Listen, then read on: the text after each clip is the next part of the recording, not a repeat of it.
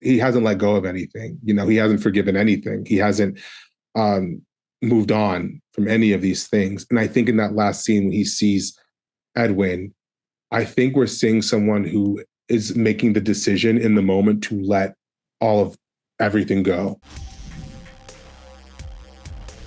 Oh my goodness, I am such a big fan of Saint X. Like I can't even describe. It's just so many thoughts. But to start off, I know that this is your first time as a lead in a project.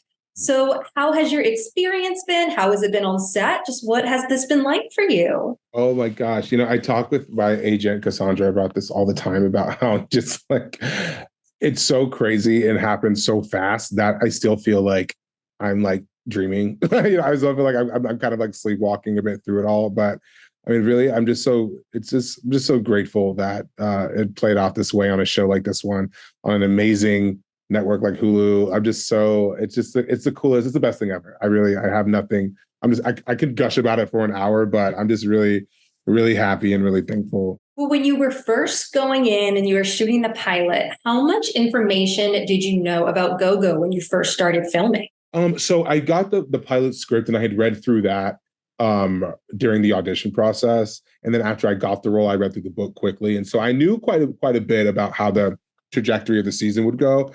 I really tried to get to know him as much as I could. So everything that I could find out, I just soaked it up, and it kind of helped me with the job of creating this character. So did you know from the beginning that he was not the killer? Were you aware of that? I think I knew when I finished the book. Yeah. You read the book as well. Okay, cool. I read the book as well. Yeah, I think I knew then. I wasn't for sure what happened until a couple weeks before we started shooting.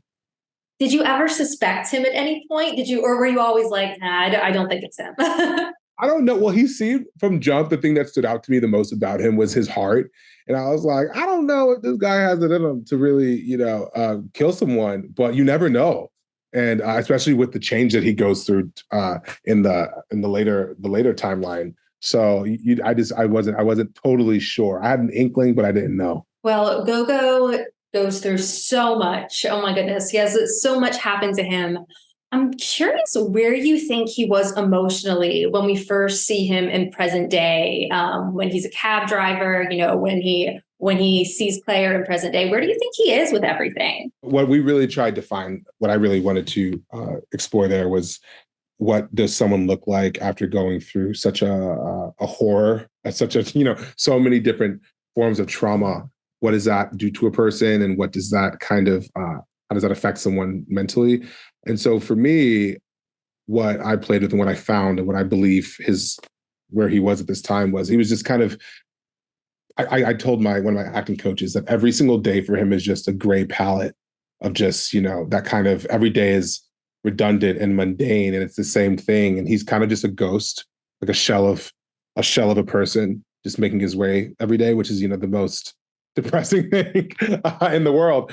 But that's what happened to him. And that's what, trauma can do to a person. And so that's where my headspace was for, 6 months shooting this. I loved the bond that forms between Gogo and Claire, because it was definitely unexpected on her side. She didn't actually think that she was going to feel any kind of connection to him.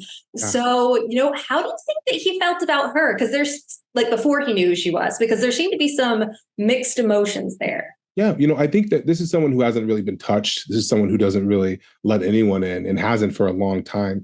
And so what's so kind of heartbreaking about what, Emily does is that she kind of makes this guy believe her and makes him trust her. And I think for him, it's so a friend at last, someone who I don't think he has any friends, and I certainly don't think that he trusts anyone, but he begins to, let her in some. And maybe he opens his mind to the ideas of having an acquaintance or having a friend again, and having just someone in his life that he can, call a companion. Well, how was working with Alycia? Because you guys shared a lot of your scenes together. What a dream of a human being, truly, and a dream of a coworker, a scene partner, an actress. I think the world of Alycia in 300 different ways. she's just so professional and just so sharp and just so talented. I adore I adore that woman. I just really, really, really love Alycia. She was just such a joy to work with and such a joy to have on set and such a joy to just kind of bounce ideas off of. And we had talked really early on about kind of our vision for how we wanted this to go and what we thought this would look like. And I just could not have asked for a better scene partner with this. I love Alycia. Well, we also have to talk about Gogo and Edwin. Oh my goodness. Just, I don't even know where to start. So many emotions, but did you see that relationship coming? Because I mean, I know you said you read the book as well, but how much did you know about that beforehand? Not a ton. Not really. No, I didn't really know any of it.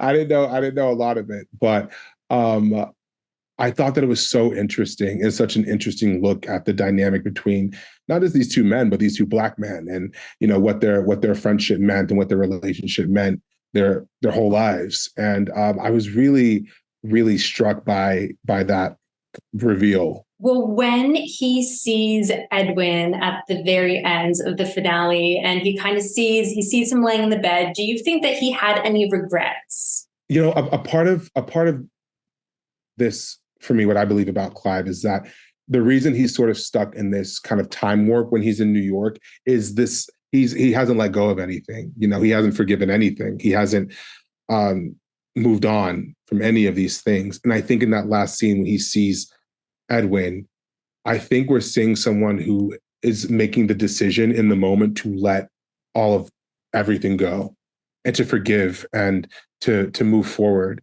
And so I think the regrets kind of fade away with everything else there, which was such a beautiful scene to play with Jaden, because to see someone let go, I think is a really powerful thing. Well, I know that Gogo did say that he didn't want to see Claire again, but obviously life is short, especially after seeing what happened to Edwin. Do you think that they eventually ended up reuniting one day? Just what are your thoughts on how that would play out in the future? Oh boy. Is that a season 2 question? It might be. It's such a great question. I've never thought about that before. She tricked him. She really did. And she kind of got over on him up until she couldn't anymore. And so, man, that's a great question. I don't know. That would be a good thing to explore in a season 2.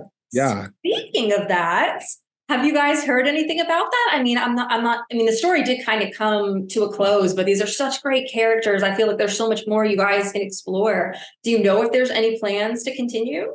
I'm not totally sure. We had, it was wonderful to shoot the first season, and I'm not sure what Hulu has in mind, but if you hear anything, you let me know. Okay, I will. You'll be the first. Right. Awesome. Cool. Well, I also want to ask you if you had any other upcoming projects, now that you've played this lead role, what's next for you? Yeah, I think right now, the world's kind of open, but what's most important right now is, the writer's strike and making sure that, we're getting fair deals across the board for everyone. And so that's kind of like where my, sorry about that, where my focus has kind of shifted. I'm like, it'd be great to work and get back on set again, but let's make sure let's take care of everyone in the industry first. 100%, absolutely. But whatever I figure that out, I'll also let you know. I'll circle back. Okay, awesome. Yeah, just let me know. Cool. All right. Well, that was all I had for you. Thank you so much for chatting with me about the finale. I also got to let you know that when I watched it, I was full on bawling. I was full on bawling at the very end. It was 10 p.m. Walls are super thin in my apartment. I know the people next to me heard me. But it was bad.